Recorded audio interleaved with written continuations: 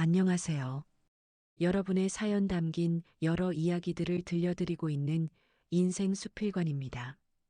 오늘 들려드릴 이야기는 설 명절날 죽은 줄 알았던 남편이 5년 만에 고향, 대저택 대문에서 웃으며 걸어 나오는 모습을 직접 마주하게 된 한 여자의 이야기입니다. 장례까지 치렀고 사고 사망 처리까지 끝난 남편이 살아 있었다는 사실, 그리고 그 뒤에 숨겨진 보험금과 가족의 침묵이 어떻게 한 사람의 삶을 무너뜨렸는지에 대한 기록이기도 합니다. 저는 이 이야기를 직접 겪은 당사자의 제보를 받아 정리해 들려드리고 있습니다. 마지막 반전까지 숨막히는 이야기를 끝까지 들어보세요.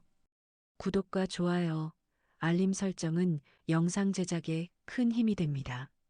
자, 그럼 오늘의 사연 함께 들어보시죠. 나는 서울 외곽에서 조용히 살고 있는 40대 후반의 한서연입니다. 출판사 회계팀에서 일하며 평범하게 살아가는 사람입니다. 남편이 사고로 세상을 떠난 지 벌써 5년이 지났고 그 이후로 저는 혼자 명절을 보내는 삶에 익숙해졌습니다. 처음 12년은 제사와 장례 기록을 정리하느라 정신없이 지나갔고, 이후에는 그저 조용히 살아가는 것이 제 일상이 되었죠. 여러분은 이미 장례까지 치른 남편이 갑자기 살아서 나타난다면 어떻게 하실 건가요? 그리고 그 사람이 아무 일도 없다는 듯 웃으며 걸어 나온다면 과연 그 순간을 현실로 받아들일 수 있을까요? 이 이야기는 저에게 고향 친구 김미정 씨에게서 제보받아 정리하게 된 이야기이기도 합니다.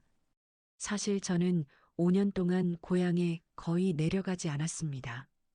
고향이라는 곳 자체가 남편과 함께했던 기억이 너무 많았기 때문입니다. 특히 설 명절이 다가오면 장례식장에서 흘렸던 눈물과 시댁 식구들의 표정이 떠올라 마음이 무거워졌습니다. 올해 설은 조금 달랐습니다. 회사에서도 연휴가 길었고 주변에서는 이제는 마음 정리를 해야 하지 않겠냐는 말을 조심스럽게 건네기도 했습니다. 그래서 저는 5년 만에 처음으로 고향에 내려가 보기로 결심했습니다. 버스를 타고 고향으로 향하는 내내 창밖 풍경은 그대로였지만 제 마음은 예전과 전혀 달랐습니다. 고향에 도착한 시간은 오후 무렵이었습니다. 설을 앞둔 시골 정류장은 오랜만에 사람들로 북적이고 있었고 노점 상인들의 목소리가 익숙하게 들려왔습니다. 짐을 내리고 주변을 둘러보던 순간 누군가 제 이름을 크게 부르는 소리가 들렸습니다. 서연아, 너 맞지? 고개를 돌려보니 고향에서 슈퍼를 운영하는 김미정 씨가 서 있었습니다. 오랜만에 보는 얼굴이었지만 변하지 않은 말투와 눈빛 덕분에 금방 알아볼 수 있었습니다. 미정 씨는 반가움보다 묘하게 당황한 표정으로 저를 바라보고 있었습니다. 저는 가볍게 인사를 건네며 웃어 보였습니다. 오랜만이에요. 그냥 명절이라 잠깐 내려왔어요. 그런데 미정 씨의 시선은 제 얼굴이 아니라 제 뒤쪽을 계속 힐끔거리고 있었습니다. 평소와 다른 반응에 저는 조금 의아함을 느꼈습니다. 잠시 침묵이 흐른 뒤 미정 씨가 낮은 목소리로 조심스럽게 말을 꺼냈습니다. 서연아, 너 혼자 왔어? 그 질문은 이상하게도 가슴을 찌르는 느낌이었습니다. 저는 당연하다는 듯 고개를 끄덕였습니다. 네, 혼자 왔어요. 그 순간 미정 씨의 얼굴 표정이 굳었습니다. 그리고 아주 이해할 수 없다는 듯한 말이 이어졌습니다. 아까 너네 남편 차 타고 마을 쪽으로 들어가던데 따로 왔어? 그 말을 듣는 순간 제 머릿속이 하얗게 비었습니다. 처음에는 장난이라고 생각했습니다. 혹은 누군가를 잘못 본 것이라고 단정 지으려 했습니다. 저는 천천히 고개를 저으며 말했습니다. 미정 씨 남편은 5년 전에 사고로 죽었어요. 그녀는 잠시 말이 없었습니다. 그러다가 더 혼란스러운 표정으로 제 얼굴을 똑바로 바라보았습니다. 아니야. 내가 착각할 얼굴이 아니야. 검은 차에서 내렸고 분명 강도윤이었어. 그 이름이 입 밖으로 나오는 순간 심장이 강하게 뛰기 시작했습니다. 강도윤, 제 남편의 이름이었습니다. 주변에서 장사를 하던 정류장 상인 한 분도 대화를 듣고 끼어들었습니다. 맞아. 오늘 낮에 낯선 남자가 대저택 쪽으로 들어갔어. 서울 사람 같은 분위기였는데 대저택이라는 단어가 제 귀에 낯설게 꽂혔습니다. 고향의 대저택이라니 저는 전혀 들어본 적 없는 이야기였습니다. 미정 씨는 손가락으로 마을 외곽 방향을 가리켰습니다. 요즘 거기 큰 집 하나 들어왔거든. 외지 사업가가 산다고 소문났어. 저는 그 말을 듣고도 웃으려 했습니다. 이건 분명 우연일 거라고, 단순한 착각일 거라고 스스로를 설득했습니다. 장례식장에서 직접 관을 확인했고 사망진단서까지 발급받았던 기억이 떠올랐습니다. 그날 장례식은 시어머니 박정숙 씨가 거의 모든 절차를 주도했었습니다. 사고 처리부터 병원 이송, 장례식장 예약까지 빠르게 진행됐었죠. 당시 저는 충격 속에서 제대로 상황을 확인할 정신이 없었습니다. 미정 씨는 제 표정을 유심히 살피며 조용히 말했습니다. 서연아, 얼굴색이 너무 안 좋아.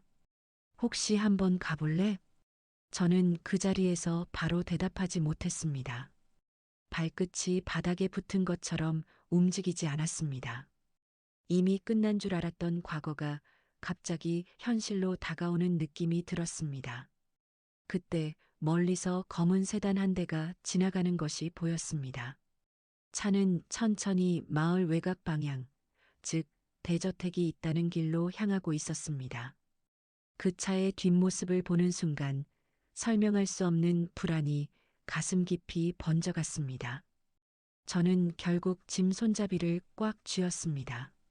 그리고 아주 낮은 목소리로 말했습니다. 미정 씨, 그 집 어디에 있어요? 미정 씨는 잠시 망설이다가 고개를 끄덕였습니다. 나도 같이 가줄게. 혼자 가기엔 좀 이상한 상황이야. 그렇게 우리는 정류장을 떠나 마을 외곽길로 걸음을 옮겼습니다. 설 명절을 앞둔 고향 마을은 평소보다 조용했지만 제 심장 소리만큼은 유난히 크게 들리고 있었습니다. 5년 동안 봉인해 두었던 기억이 하나씩 떠오르고 있었습니다. 사고 당일 병원, 장례식장, 그리고 보험 처리 서류. 모든 것이 너무 빠르게 진행됐던 그 시간들이 갑자기 낯설게 느껴졌습니다. 그리고 그때는 미처 알지 못했습니다. 제가 향하고 있는 그 대저택의 대문 앞에서 이미 죽었다고 믿어온 남편이 아무렇지 않은 얼굴로 저를 기다리고 있었다는 사실을 말입니다.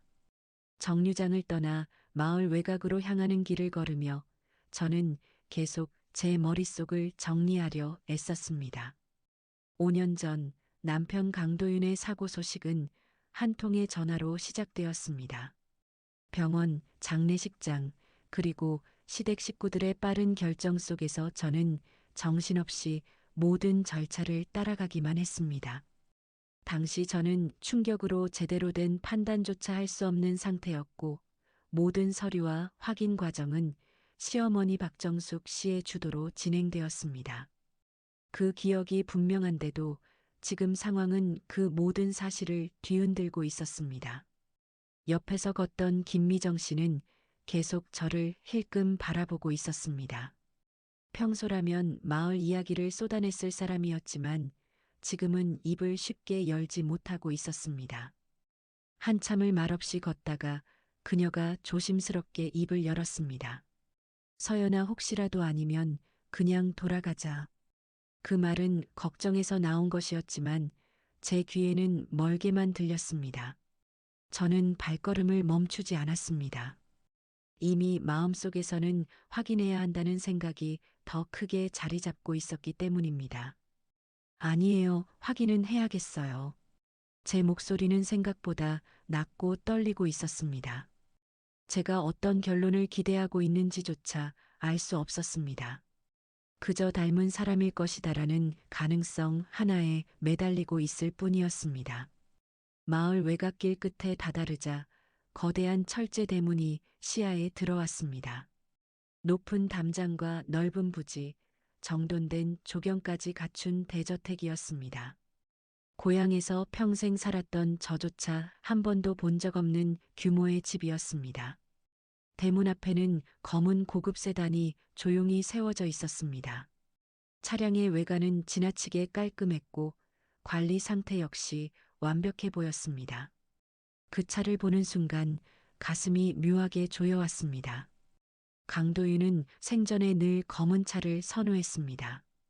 사소한 취향까지 떠오르는 제 자신이 오히려 더 불안해졌습니다. 경비초소에서 중년 경비원이 걸어 나왔습니다. 그의 눈빛에는 낯선 방문객을 향한 경계심이 분명하게 담겨 있었습니다. 어디서 오셨습니까? 짧은 질문이었지만 저는 바로 대답하지 못했습니다. 이곳에 온 이유를 말로 설명하기가 스스로도 어색했기 때문입니다. 미정 씨가 대신 조심스럽게 말을 꺼냈습니다. 저희 집 주인 좀 뵐 수 있을까요? 경비원은 잠시 저희를 살펴보더니 규칙적인 말투로 답했습니다. 약속이 없으면 면담은 어렵습니다. 저는 그 말을 듣고도 대문 안쪽을 계속 바라보고 있었습니다. 이 집 안에 누군가 있다는 사실만으로도 심장이 빠르게 뛰기 시작했습니다. 집주인분, 여기 계세요? 제가 겨우 꺼낸 질문이었습니다. 경비원은 잠시 망설이다가 짧게 답했습니다. 회장님은 안에 계십니다. 회장님이라는 호칭이 낯설게 들렸습니다. 강도윤은 생전에 사업을 했지만 그런 호칭으로 불릴 사람은 아니었습니다. 그때 저택 안쪽에서 차량 문이 닫히는 소리가 들렸습니다. 이어 잔잔한 발걸음 소리가 정원 쪽에서 서서히 가까워졌습니다.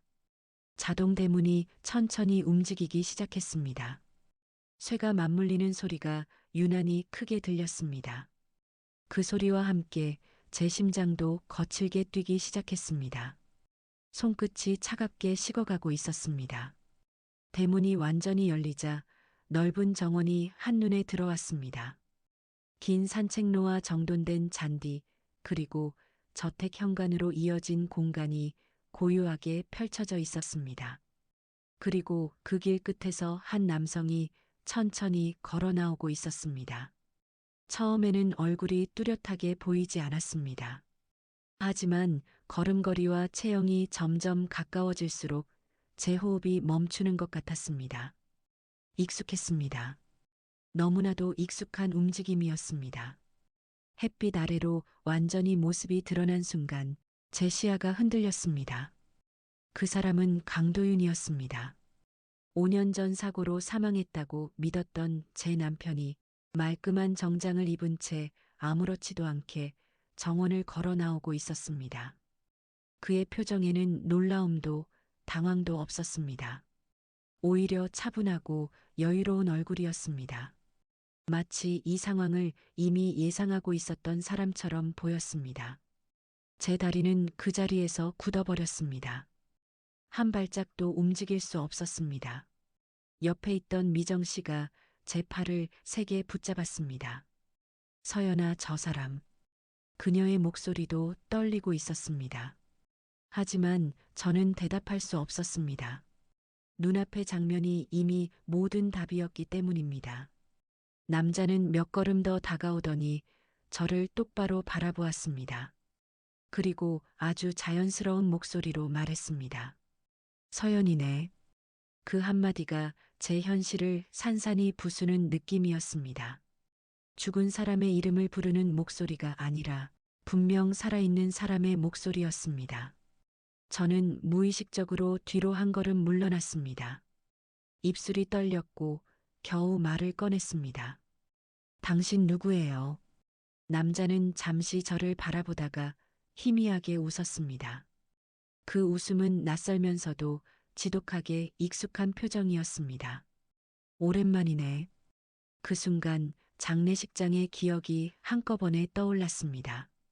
영정사진, 향 냄새, 관이 닫히던 소리, 그리고 시어머니의 울음까지 모든 기억이 동시에 되살아나며 머릿속이 혼란으로 가득 찼습니다. 옆에서 관리인으로 보이는 중년 남성이 다가와 고개를 숙였습니다. 회장님, 외부 손님입니다. 회장님, 그 호칭이 다시 제 귀를 세게 울렸습니다. 강도윤은 아무렇지도 않게 고개를 끄덕이며 여전히 저를 바라보고 있었습니다. 그 눈빛에는 죄책감도 당황도 보이지 않았습니다. 오히려 모든 상황을 알고 있는 사람의 여유가 느껴졌습니다. 저는 그 자리에서 숨조차 제대로 쉬지 못했습니다. 5년 동안 믿어왔던 죽음이라는 사실이 눈앞에서 조용히 무너지고 있었기 때문입니다. 그리고 그때 저는 아직 깨닫지 못했습니다. 이 재회가 단순한 기적이나 우연이 아니라 치밀하게 준비된 거대한 거짓의 시작이었다는 사실을 말입니다. 그가 제 이름을 부르는 순간 저는 한동안 아무 말도 할 수 없었습니다. 눈앞에 서 있는 사람이 분명 강도윤이라는 사실은 부정할 수 없었지만 제 머릿속에서는 여전히 5년 전 장례식장의 장면이 반복되고 있었습니다. 향 냄새와 울음소리, 그리고 관이 닫히던 소리까지 너무도 선명하게 떠올랐습니다. 그 기억과 지금의 현실이 서로 맞지 않으면서 제 몸은 얼어붙은 듯 움직이지 않았습니다. 강도윤은 당황하는 기색 없이 저를 잠시 바라보다가 시선을 미정 씨에게 옮겼습니다. 그리고 다시 저를 향해 차분한 목소리로 말했습니다. 밖에서 이러지 말고 안으로 들어올래? 그 말은 마치 오래된 지인을 맞이하는 사람의 태도처럼 자연스러웠습니다. 죽었다고 알려진 사람이 할 법한 말이 아니었습니다. 저는 그 말을 듣고도 쉽게 대답하지 못했습니다. 옆에서 김미정 씨가 낮은 목소리로 제게 속삭였습니다.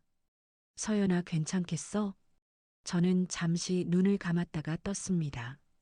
도망치고 싶은 마음이 분명히 있었지만 동시에 확인하지 않으면 안 된다는 생각이 더 강하게 들었습니다.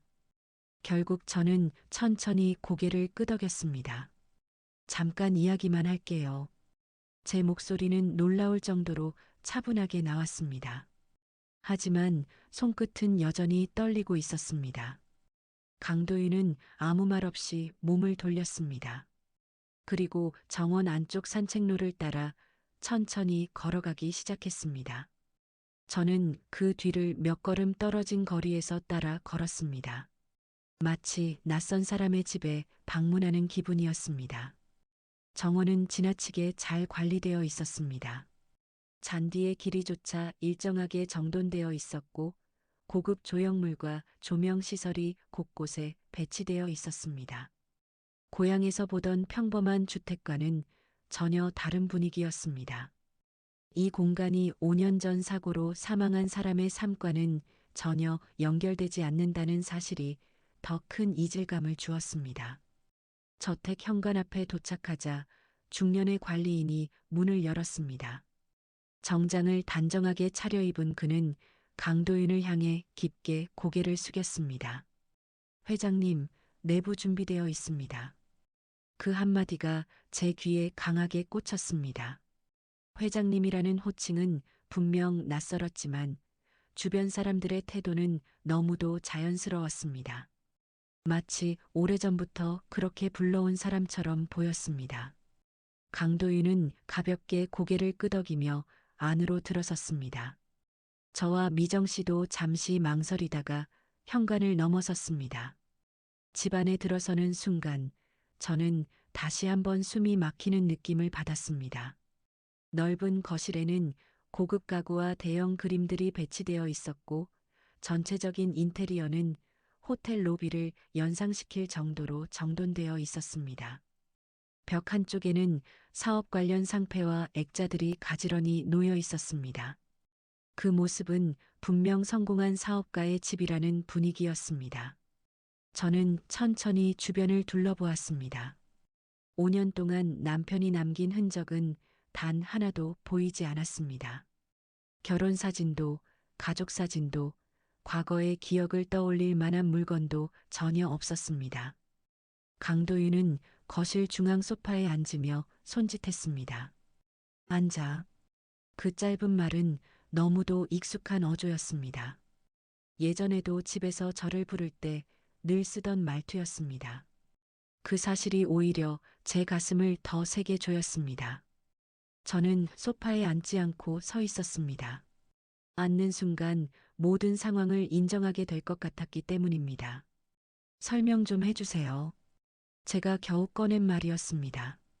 목소리는 낮았지만 분명하게 떨리고 있었습니다. 강도윤은 잠시 말이 없었습니다. 그는 제 얼굴을 가만히 바라보다가 천천히 입을 열었습니다. 많이 놀랐겠지. 그 한마디는 너무도 태연했습니다. 마치 오랜 출장 후 집에 돌아온 사람처럼 담담한 말투였습니다. 저는 그 태연함이 더 견디기 힘들었습니다. 사망 처리됐어요. 장례식도 했고요. 제 말이 끝나자 거실의 공기가 무겁게 가라앉았습니다. 미정 씨는 옆에서 아무 말도 하지 못한 채 상황을 지켜보고 있었습니다. 강도윤은 깊은 숨을 내쉬었습니다. 그리고 잠시 시선을 아래로 떨구었다가 다시 저를 바라보았습니다. 그건 어쩔 수 없는 선택이었어. 그 말은 제 예상과는 전혀 다른 방향이었습니다. 변명이나 부정이 아니라 마치 이미 인정하고 있는 듯한 태도였습니다. 저는 그의 말을 듣는 순간 머릿속이 복잡해졌습니다. 어쩔 수 없는 선택이라는 말은 사고가 아니었다는 의미처럼 들렸기 때문입니다. 그때 제 시선이 거실 한쪽 책상 위로 향했습니다. 깔끔하게 정리된 서류 파일들이 여러 개 놓여 있었습니다. 그중 한 파일의 표지에 익숙한 단어가 눈에 들어왔습니다. 보험. 저는 무의식적으로 그쪽으로 몇 걸음 다가갔습니다. 손을 뻗기 직전 강도윤의 시선이 그 서류 위에 머물렀습니다. 그건 볼 필요 없어. 짧은 말이었지만 단호한 어조였습니다. 그 반응 하나만으로도 제 의심은 더욱 커졌습니다. 저는 손을 멈춘 채 그를 바라보았습니다. 사고 진짜였어요?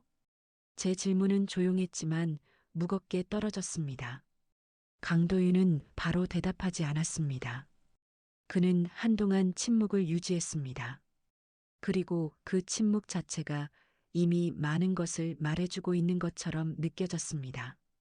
집안의 고요함 속에서 저는 점점 또렷하게 한 가지 사실을 깨닫고 있었습니다. 이 사람은 단순히 살아있는 것이 아니라 전혀 다른 삶을 살고 있다는 것이었습니다. 고급 저택, 회장이라는 호칭, 정리된 사업 서류, 그리고 지나치게 차분한 태도, 이 모든 것이 우연으로 만들어질 수 있는 상황이 아니라는 생각이 들었습니다. 제 손끝이 다시 떨리기 시작했습니다. 5년 동안 믿어왔던 사고와 죽음이라는 사실이 이 집안의 공기 속에서 하나씩 무너지고 있었습니다. 그리고 그 순간 저는 아직 정확한 진실을 알지 못했지만 한 가지는 분명히 느끼고 있었습니다. 이 재회는 우연한 기적이 아니라 아주 오래전부터 계획된 어떤 선택의 결과일지도 모른다는 사실을 말입니다. 거실 안의 공기는 묘하게 고요했습니다. 고급 가구와 정돈된 공간, 그리고 지나치게 차분한 분위기 속에서 저는 오히려 더 크게 숨이 막히는 느낌을 받았습니다. 눈앞에는 분명 살아있는 남편이 앉아 있었지만 제 머릿속에서는 여전히 5년 전 장례식장의 장면이 반복되고 있었습니다. 그날의 울음과 향 냄새, 그리고 시어머니의 흐느끼는 목소리까지 너무 또렷하게 떠올랐습니다. 저는 천천히 숨을 고르며 거실 주변을 다시 둘러보았습니다. 이 집 안에는 과거의 흔적이 전혀 없었습니다. 결혼 사진도, 가족과 관련된 물건도, 심지어 제가 알던 강도윤의 생활 습관을 떠올리게 하는 소품조차 보이지 않았습니다. 마치 처음부터 다른 사람의 삶이 존재했던 공간처럼 느껴졌습니다. 김미정 씨는 여전히 제 옆에 서 있었습니다. 그녀는 입을 다문 채 상황을 지켜보고 있었지만 손에 힘이 잔뜩 들어가 있는 것이 느껴졌습니다. 저 역시 손끝의 떨림을 숨기기 어려웠습니다. 여기 언제부터 살았어요? 제가 조용히 묻자 강도윤은 잠시 생각하는 듯 시선을 천장 쪽으로 올렸습니다. 그리고 아무렇지도 않다는 듯 대답했습니다. 얼마 안 됐어. 정리할 일이 있어서. 정리할 일이라는 말은 너무 모호했습니다. 5년 동안 죽은 사람으로 살아온 사람이 할 말치고는 지나치게 가벼웠습니다. 그 태도 하나만으로도 제 안의 의심은 점점 더 커지고 있었습니다. 저는 다시 말을 이었습니다. 사고 그때 기억나요? 그는 잠시 침묵했습니다. 그 짧은 침묵이 오히려 긴 시간처럼 느껴졌습니다.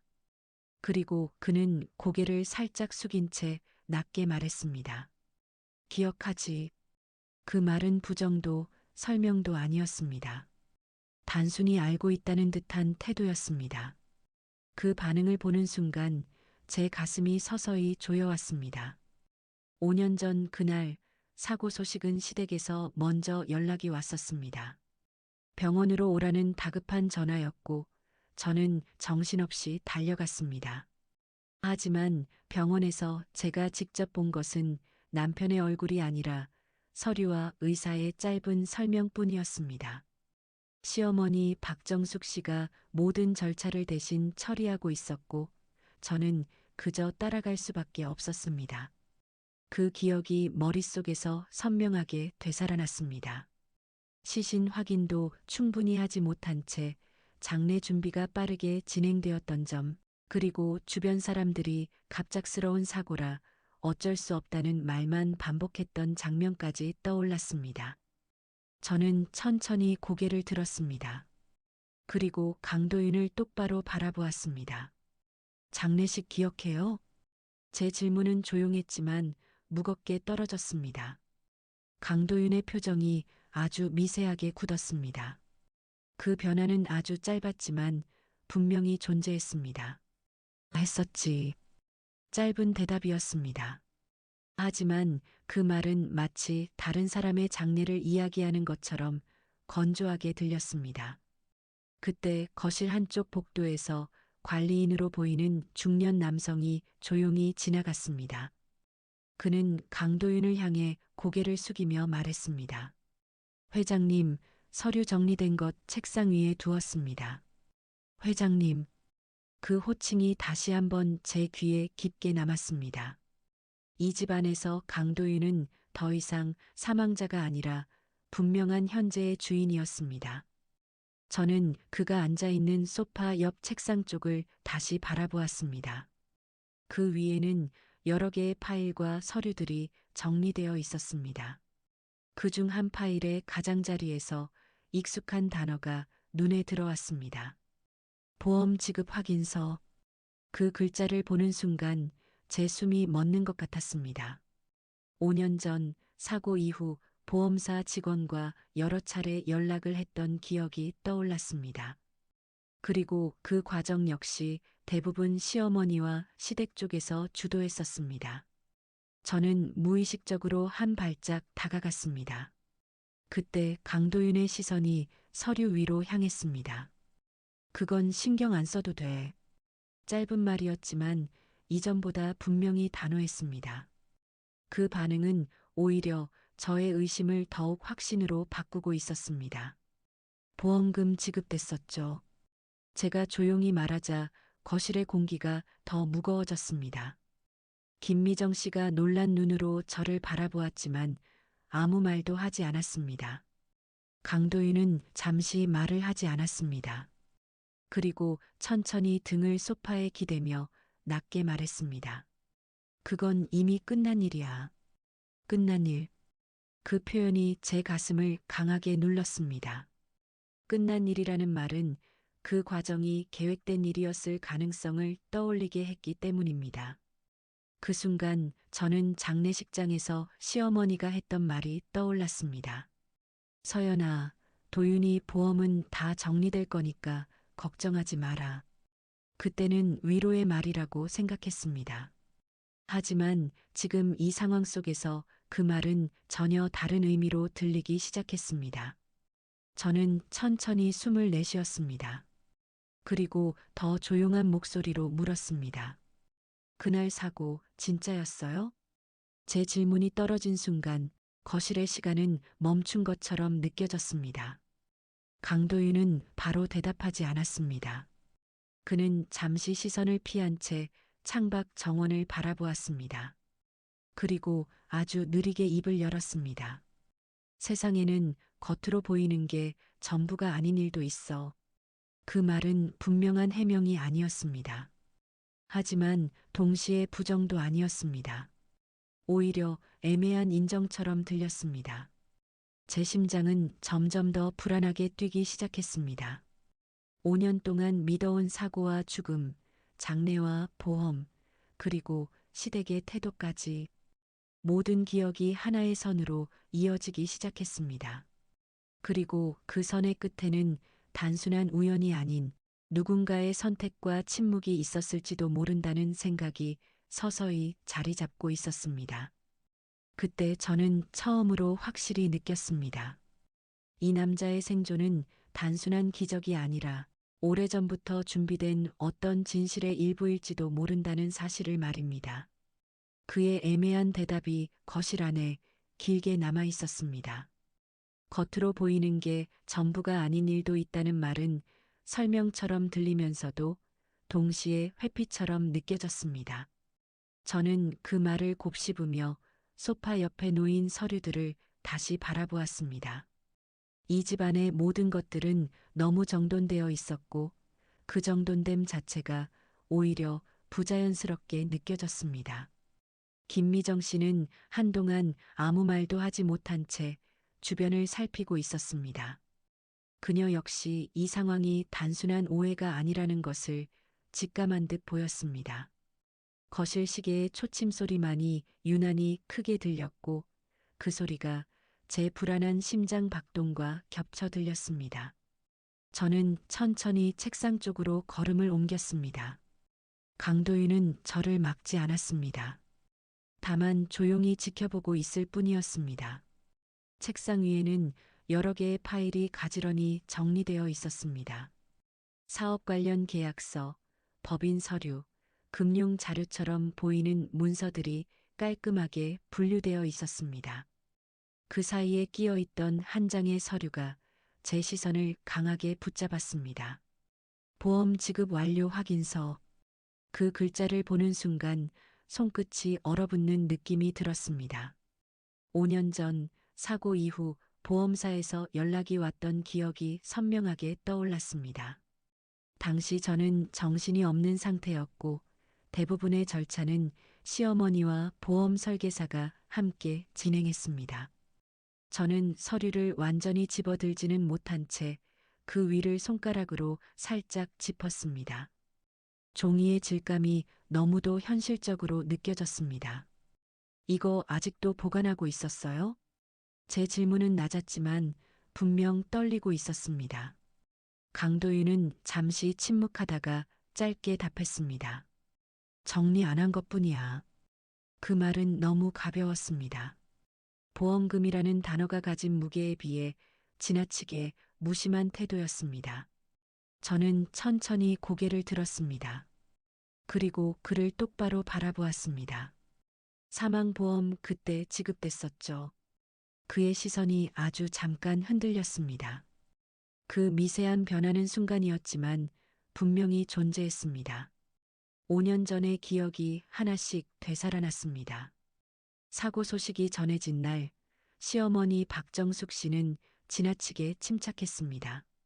병원에서 의사와 이야기를 나누는 것도, 장례 절차를 정리하는 것도 대부분 그녀의 몫이었습니다. 저는 그저 옆에서 울기만 했습니다.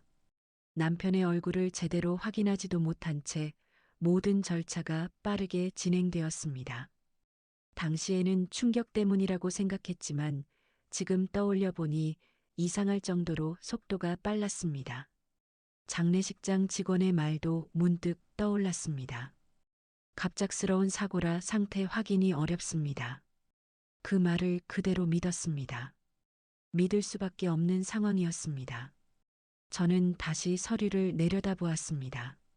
지금 날짜, 계약 번호, 그리고 수익자 이름까지 또렷하게 적혀 있었습니다. 수익자는 분명 제 이름이었습니다. 그 순간 제 가슴 깊숙한 곳에서 묘한 위화감이 올라왔습니다. 사고 나기 전에 보험 계약 바뀌었었죠. 제가 조용히 말하자 강도윤의 눈빛이 아주 잠깐 굳었습니다. 그는 바로 대답하지 않았습니다. 그 침묵이 오히려 더 많은 것을 말해주고 있었습니다. 김미정 씨가 놀란 표정으로 저를 바라보았습니다. 서연아, 보험 계약 바뀌었다는 게 무슨 말이야? 저는 천천히 숨을 들이마셨습니다. 사고 나기 몇 달 전에 보장 금액이 크게 늘어났어요. 그 사실은 당시에도 이상하게 느껴졌습니다. 하지만 남편이 사업을 한다는 이유로 위험 대비라고 설명했기 때문에 더 묻지 않았습니다. 강도윤은 소파에 등을 기대며 시선을 아래로 떨구었습니다. 그 모습은 처음으로 조금 피곤해 보였습니다. 사업이 어려웠어. 그가 낮게 말했습니다. 짧은 말이었지만 이전과는 다른 분위기가 담겨 있었습니다. 저는 그 말을 듣는 순간 머릿속이 번쩍이는 느낌을 받았습니다. 사업이 어려웠다는 말, 보험 계약 변경, 그리고 갑작스러운 사고. 모든 기억이 하나의 흐름으로 이어지기 시작했습니다. 그때 빛 있었죠. 제 질문은 더 이상 떨리지 않았습니다. 오히려 차분하게 흘러나왔습니다. 강도윤은 한동안 아무 말도 하지 않았습니다. 거실 안의 공기가 점점 무겁게 가라앉았습니다. 그리고 아주 천천히 입을 열었습니다. 선택의 여지가 없었어. 그 말은 설명이 아니라 인정에 가까웠습니다. 제 심장이 강하게 내려앉았습니다. 사고가 우연이 아닐 수도 있다는 생각이 처음으로 또렷해졌기 때문입니다. 그 순간 장례식 당시의 장면이 다시 떠올랐습니다. 시어머니가 계속 제 곁을 떠나지 않았던 모습, 보험 설계사가 장례식장까지 찾아왔던 장면, 그리고 모든 서류가 너무 빠르게 정리되었던 시간들. 당시에는 슬픔 속에서 아무것도 의심하지 못했습니다. 하지만 지금 이 집안에서 살아있는 남편과 마주한 채 그 기억들을 떠올리자 모든 것이 전혀 다른 의미로 보이기 시작했습니다. 저는 천천히 한 걸음 뒤로 물러났습니다. 다리가 미세하게 떨리고 있었습니다. 그럼 그 사고, 말을 끝까지 잊지 못했습니다. 입 밖으로 꺼내는 순간 모든 것이 확정될 것 같았기 때문입니다. 강도윤은 창밖을 바라본 채 아무 말도 하지 않았습니다. 그 침묵은 부정이 아니었습니다. 오히려 무거운 인정처럼 느껴졌습니다. 그때 저는 처음으로 깨닫기 시작했습니다. 5년 전 그날 제가 믿었던 비극적인 사고가 단순한 우연이 아닐 수도 있다는 가능성을 말입니다. 그리고 동시에 더 무서운 생각이 머릿속을 스쳐 지나갔습니다. 그 사고와 장례, 보험 지급, 그리고 지금의 이 저택까지 이 모든 것이 하나의 계획된 흐름이었다면 저는 지난 5년 동안 누군가가 만들어 놓은 거짓 위에서 살아온 것이 아닐까 하는 생각이 들었습니다. 거실 안의 공기가 점점 더 무겁게 가라앉고 있었습니다. 저는 책상 위에 놓인 보험 서류를 내려다본 채 한동안 움직이지 못했습니다.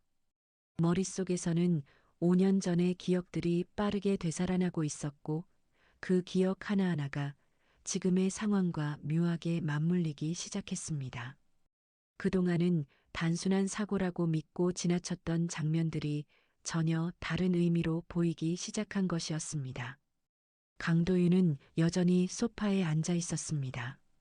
그의 태도는 처음과 크게 달라지지 않았지만 미묘하게 말수가 줄어든 것이 느껴졌습니다. 마치 어떤 선을 넘지 않으려는 사람처럼 조심하는 모습이었습니다. 저는 천천히 숨을 고르며 기억을 정리하려 애썼습니다. 사고 당일 시어머니 박정숙 씨에게서 받았던 전화가 가장 먼저 떠올랐습니다. 그녀는 울고 있었지만 동시에 지나치게 또렷한 말투로 상황을 설명했었습니다. 병원으로 빨리 와라. 도윤이가 사고를 당했다. 병원에 도착했을 때 저는 남편의 얼굴을 제대로 보지 못했습니다. 의사는 상태가 심각했다는 말만 반복했고 시신 확인 절차 역시 제한적으로 진행되었습니다. 당시 저는 충격 속에서 아무 의심도 하지 못했습니다. 그저 가족의 말과 병원의 설명을 그대로 받아들일 수밖에 없었습니다. 저는 고개를 들어 강도윤을 바라보았습니다. 병원 기억나요? 그는 잠시 눈을 감았다가 천천히 떴습니다. 그리고 짧게 대답했습니다. 기억하지. 그 대답은 여전히 담담했습니다. 너무 담담해서 오히려 더 비현실적으로 느껴졌습니다. 김미정 씨가 옆에서 조심스럽게 말을 꺼냈습니다. 서연아, 그럼 병원에서 본 사람이 진짜 도윤 씨였던 거야? 그 질문은 저 역시 스스로에게 수없이 던지고 있던 질문이었습니다. 하지만 저는 선뜻 대답할 수 없었습니다. 왜냐하면 당시의 기억이 너무 흐릿했기 때문입니다. 장례식장으로 옮겨진 이후 상황은 더욱 빠르게 흘러갔습니다. 빈소 준비, 조문객 응대, 서류 처리까지 모든 과정이 시댁 중심으로 진행되었습니다. 저는 그저 상주로 앉아 울기만 했습니다. 그때 문득 한 장면이 또렷하게 떠올랐습니다. 보험 설계사 이준호가 장례식장에 찾아왔던 순간이었습니다. 당시 그는 검은 정장을 입고 조심스럽게 말을 건넸습니다. 서연 씨, 보험 관련 서류는 나중에 정리해 드리겠습니다. 그 말은 위로처럼 들렸습니다. 하지만 지금 생각해 보니 너무 이른 타이밍이었습니다. 장례가 끝나기도 전에 보험 이야기가 먼저 나왔다는 사실이 뒤늦게 이상하게 느껴졌습니다. 저는 천천히 소파 옆에 앉았습니다. 다리가 더 이상 버티기 어려울 정도로 떨리고 있었기 때문입니다. 보험 설계사 기억나요? 제가 묻자 강도윤의 시선이 잠시 흔들렸습니다. 아주 짧은 순간이었지만 분명한 반응이었습니다. 이준호 말하는 거지. 그의 입에서 이름이 자연스럽게 나온 순간 제 심장이 크게 내려앉았습니다. 이미 모든 상황을 알고 있었다는 듯한 말투였기 때문입니다. 저는 손을 꽉 쥐었습니다. 사고 나기 전에 보험 계약 바꿨잖아요. 거실 안의 공기가 순간 정적에 잠겼습니다. 김미정 씨도 숨을 죽인 채 상황을 지켜보고 있었습니다. 강도윤은 한동안 아무 말도 하지 않았습니다. 그리고 천천히 고개를 숙였습니다. 사업이 그때 많이 흔들렸어. 그 말은 처음보다 더 구체적이었습니다. 사업 실패, 자금 압박, 보험 계약 변경. 이 세 가지 단어가 제 머릿속에서 하나의 선으로 이어지기 시작했습니다. 그때 또 하나의 기억이 떠올랐습니다. 사고가 나기 몇 주 전 강도윤이 늦은 밤까지 통화를 하던 모습이었습니다. 당시 그는 저에게 사업 관련 문제라고만 말했고 자세한 이야기는 하지 않았습니다. 그리고 어느 날 갑자기 보험 계약서를 가져와 서명을 부탁했습니다. 혹시 모르니까 보장 금액만 좀 올려두자. 그때 저는 깊이 생각하지 않았습니다. 남편의 말이니까 당연히 필요한 절차라고 여겼습니다. 하지만 지금 그 기억은 전혀 다른 의미로 다가오고 있었습니다. 저는 떨리는 목소리로 다시 물었습니다. 그 사고, 진짜 사고였어요? 이 질문은 더 이상 의심이 아니라 확인에 가까웠습니다. 강도윤은 한동안 침묵했습니다. 그의 시선은 바닥을 향해 있었고 손가락이 아주 미세하게 움직이고 있었습니다. 처음으로 불편한 기색이 드러난 순간이었습니다. 그리고 아주 낮은 목소리로 말했습니다. 세상이 막다른 길처럼 느껴질 때가 있어. 그 말은 직접적인 답이 아니었습니다. 하지만 동시에 회피도 아니었습니다.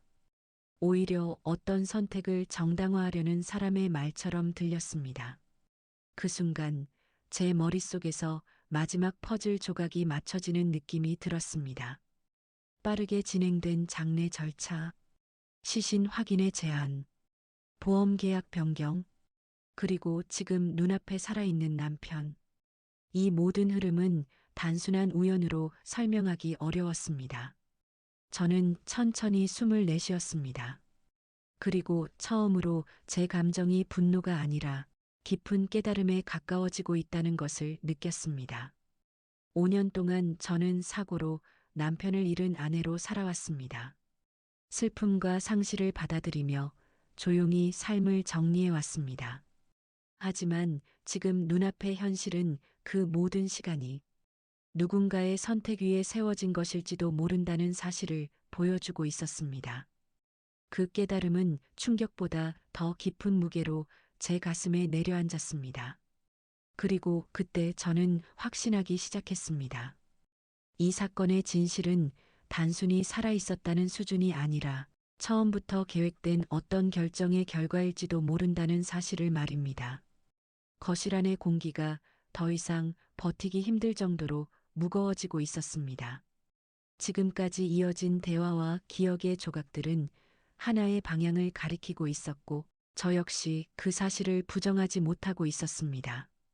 5년 동안 믿어온 사고와 죽음이라는 사건이 우연이 아니라 누군가의 선택이었을 가능성이 점점 더 또렷해지고 있었습니다. 저는 한동안 아무 말도 하지 않은 채 강도윤을 바라보았습니다. 그 역시 시선을 피하지 않았습니다. 하지만 그 눈빛은 예전과 달랐습니다. 따뜻함이나 미안함이 아니라 오랫동안 무언가를 숨겨온 사람의 무거운 침묵이 담겨 있었습니다. 김미정 씨는 더 이상 말을 하지 못한 채 제 옆에 앉아 있었습니다. 그녀는 상황의 심각성을 완전히 이해한 듯 조용히 숨만 고르고 있었습니다. 저는 천천히 입을 열었습니다. 사고 계획된 거였어요? 제 목소리는 놀라울 정도로 차분했습니다. 분노보다 먼저 찾아온 것은 확신에 가까운 감정이었기 때문입니다. 강도윤은 바로 대답하지 않았습니다. 그는 잠시 눈을 감았다가 다시 떴습니다. 그리고 길게 숨을 내쉬었습니다. 그때는 선택지가 없다고 생각했어. 그 한마디는 지금까지의 모든 의심을 사실로 바꾸기에 충분했습니다. 명확한 인정은 아니었지만 부정도 아니었습니다. 오히려 변명에 가까운 고백처럼 들렸습니다. 제 손끝이 차갑게 식어갔습니다. 하지만 이상하게도 눈물은 나오지 않았습니다. 이미 충격의 단계를 지나 진실을 받아들이는 단계에 들어선 느낌이었습니다. 빛 때문이었죠. 제가 낮게 말하자 그의 시선이 미세하게 흔들렸습니다. 그 반응만으로도 답은 충분했습니다. 강도윤은 고개를 숙인 채 조용히 말을 이었습니다. 사업이 무너지고 있었어. 거래처도 끊기고 자금도 막혔고 더 버티면 모든 게 끝나는 상황이었어. 그의 말은 점점 현실적인 이야기로 변하고 있었습니다. 저는 아무 말도 하지 않고 끝까지 듣고 있었습니다. 그때 보험 계약을 바꿨고 시간이 필요했어. 시간. 그 단어가 제 가슴을 강하게 눌렀습니다. 그래서 죽은 척을 했다는 거예요? 제가 조용히 묻자 거실 안이 완전히 정적에 잠겼습니다. 김미정 씨가 숨을 멈춘 듯 고개를 돌렸습니다. 강도윤은 한동안 말을 하지 않았습니다. 그리고 아주 천천히 고개를 끄덕였습니다. 그 짧은 움직임 하나로 모든 것이 무너졌습니다. 5년 동안의 상실, 슬픔, 장례, 제사, 그리고 혼자 견뎌온 시간까지 그 모든 것이 거짓 위에 세워져 있었다는 사실이 조용하지만 잔인하게 가슴을 파고들었습니다. 저는 손을 꽉 쥐었습니다. 그럼 장례식은요? 제 질문은 더 이상 떨리지 않았습니다. 오히려 담담했습니다. 강도윤은 창밖을 바라보며 낮게 말했습니다. 어머니가 도와줬어. 그 말이 떨어지는 순간 제 머릿속에서 또 하나의 기억이 선명하게 떠올랐습니다. 장례식 당일 시어머니 박정숙 씨가 지나치게 침착했던 모습, 시신 확인을 최소화하자고 했던 말, 그리고 모든 절차를 서둘러 진행했던 태도. 그때는 슬픔 속에서 아무것도 의심하지 못했습니다. 하지만 지금은 그 모든 장면이 전혀 다른 의미로 이어지고 있었습니다. 김미정 씨가 믿기지 않는다는 듯 낮게 말했습니다. 어머니까지 알고 있었다는 거야? 강도윤은 아무 말도 하지 않았습니다. 그 침묵은 사실상의 인정이었습니다. 저는 천천히 고개를 숙였습니다. 심장이 무너지는 느낌이 들었지만 동시에 머릿속은 이상할 정도로 또렷해지고 있었습니다. 보험금도 계획이었네요. 제 말에 그는 잠시 눈을 감았습니다. 그리고 아주 조용히 대답했습니다. 필요했어. 필요했다는 말. 그 단어는 모든 감정을 무너뜨리기에 충분했습니다. 저는 그를 한참 동안 바라보았습니다. 5년 전 남편이라고 믿었던 사람과 지금 제 앞에 앉아 있는 이 사람이 과연 같은 사람인지조차 혼란스러워졌습니다. 저는 5년 동안 상주로 살았어요. 제 입에서 조용히 말이 흘러나왔습니다. 그 말은 누군가를 향한 비난이 아니라 그저 제 삶의 기록이었습니다. 명절마다 제사 지냈고 사람들 위로 받으면서도 혼자 정리하려고 애썼고 당신이 없는 삶을 받아들이려고 노력했어요. 거실 안은 완전히 조용해졌습니다. 강도윤의 얼굴에도 처음으로 미세한 흔들림이 보였습니다. 하지만 저는 울지 않았습니다. 이상하게도 눈물보다 먼저 찾아온 감정은 깊은 허탈함과 냉정함이었습니다. 그 시간 동안 당신은 여기서 살고 있었네요. 제 말은 조용했지만 분명했습니다. 강도윤은 아무 대답도 하지 못했습니다. 그의 침묵은 그 어떤 변명보다도 명확한 진실처럼 느껴졌습니다. 저는 천천히 자리에서 일어났습니다. 다리가 여전히 무거웠지만 이제는 도망치고 싶은 마음이 아니라 모든 것을 끝내야 한다는 생각이 더 강해지고 있었습니다. 그리고 그 순간 저는 깨달았습니다. 이 싸움은 감정의 문제가 아니라 진실과 책임의 문제라는 사실을 말입니다. 눈앞의 남자는 더 이상 제가 알고 있던 죽은 남편이 아니었습니다. 5년 동안 거짓 위에서 살아온 한 사람의 선택이었고, 이제 그 선택의 결과와 마주해야 할 시간이라는 것을 저는 분명히 느끼고 있었습니다. 그 집을 나설 때까지 저는 단 한 번도 뒤를 돌아보지 않았습니다. 대저택의 현관문이 조용히 닫히는 소리가 들렸지만 그 소리는 제게 더 이상 중요한 의미를 가지지 못했습니다. 5년 동안 제 삶을 지탱해왔던 슬픔과 상실이 그 집 안에서 하나의 거짓 위에 세워진 것이었다는 사실을 알게 된 순간 오히려 마음 한쪽이 비어버린 것처럼 조용해졌기 때문입니다. 김미정 씨는 제 옆에서 말없이 함께 걸어주었습니다. 마을 외곽길을 따라 내려오는 동안 우리는 거의 아무 말도 하지 않았습니다. 겨울바람이 차갑게 불어왔지만 제 몸은 그 차가움조차 제대로 느끼지 못하고 있었습니다. 정류장 근처가 다시 보이기 시작했을 때 비로소 현실로 돌아오는 느낌이 들었습니다. 익숙한 가게와 오래된 간판, 그리고 설을 앞둔 고향의 풍경이 마치 아무 일도 없다는 듯 그대로 자리하고 있었습니다. 미정 씨가 조심스럽게 입을 열었습니다. 서연아, 괜찮아? 저는 잠시 대답하지 못했습니다. 괜찮다는 말도, 괜찮지 않다는 말도 지금의 제 감정을 정확히 설명하지 못할 것 같았기 때문입니다. 이상하게 울음이 안 나요. 제 목소리는 생각보다 담담했습니다. 분노도 슬픔도 충격도 모두 지나간 뒤에 남은 감정은 깊은 허탈함과 조용한 정리의 감정이었습니다. 5년 동안 저는 사고로 남편을 잃은 사람으로 살아왔습니다. 명절마다 제사를 지내고 주변 사람들의 위로를 받으며 그 상실을 제 삶의 일부로 받아들이려고 노력했습니다.